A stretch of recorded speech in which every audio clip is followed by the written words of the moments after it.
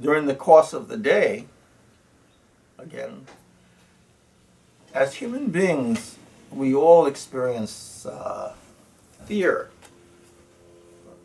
major and minor. You know, little insecurities is a type of fear.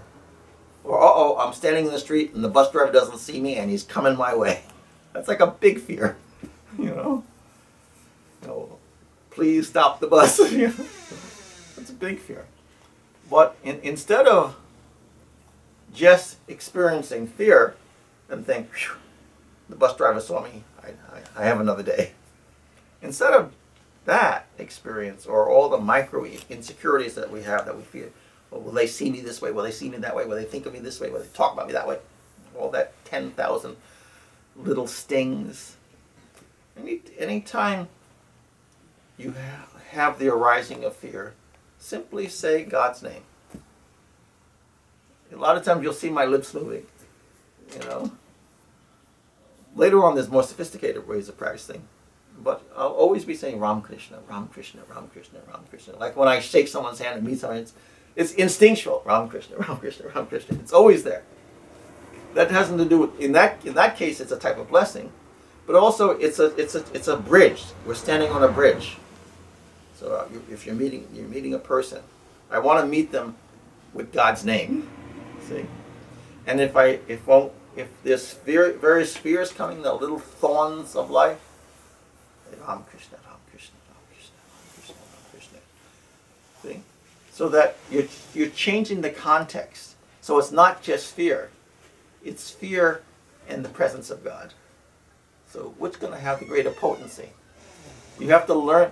See, we have the habit of letting ourselves emotionally rest in fear and being fearful. What if you say, okay, well, I'm going to add something to the mix. I'm going to add God's name. So instead of leaning to the left, I can lean to the right.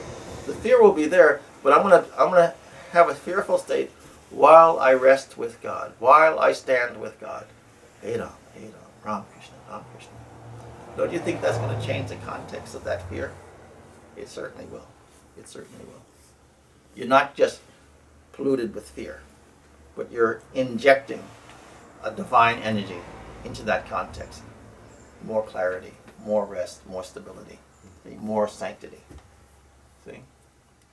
Don't just experience by itself. Inject that divine energy. See? Over time, less and less fear. Because you're not on unstable ground. You're standing on the ground of the kingdom. The moment you utter God's name, you're standing on the ground of the kingdom. You're not standing on the ground of your fragile ego. See? Your minuscule vision. See? That's very unstable. Let God's name become your fundamental stability. So you say God's name in all contexts. See? In joyous moments and in fearful moments. It creates a sacred ground, a sacred context. See? It becomes part of your nature, part of your being. Ram Krishna, Ram Krishna, Haricharan, Jaima. It's all good.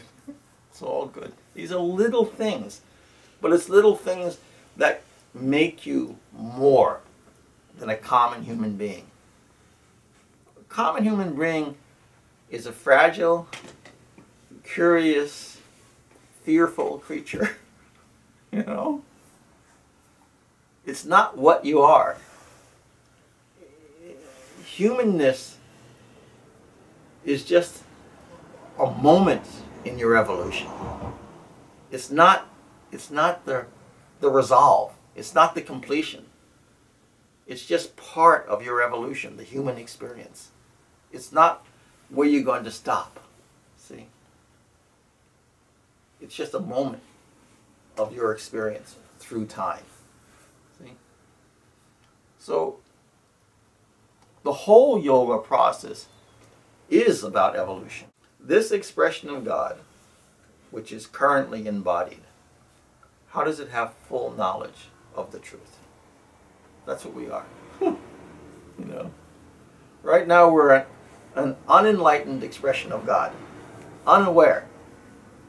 But in the evolutionary process, we have to come to full awareness of God, or that reality, the reality. See?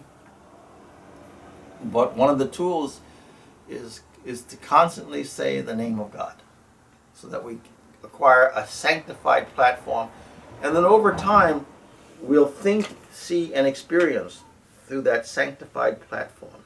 See? Right now we're thinking through a very random process. Everybody in this room, their minds are all completely different. Different experiences, different perceptions. There's no common platform that you're using. You know, there's no one stable program that you're using. You're all using whatever you made up along the way. But if we all, regardless of our infinite personal experience, if we all Ram Krishna, Ram Krishna, Ram Krishna, and understood the inner meaning of that, because you could be saying Jesus, Jesus, Jesus, you could be saying Buddha, whatever. But if you understand the inner meaning of that, we all have a common platform at that point. We all have a common point of reference, a common point of understanding, a common point of sanctity. So if we have a common point of sanctity, where's the conflict?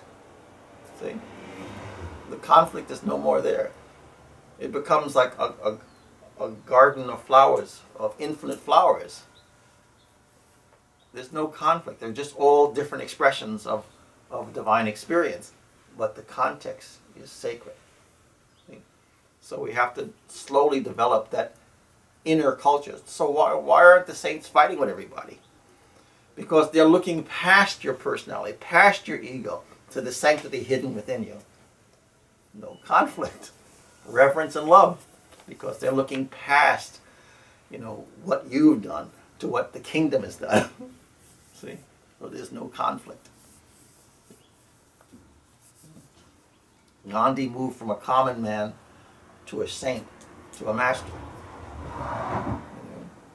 And he faced all the things of life, but he learned to look beyond the common mind to the sacred heart of man. And then there was no conflict anymore. Conflict ceased for him because he saw the heart, the sacred heart of man.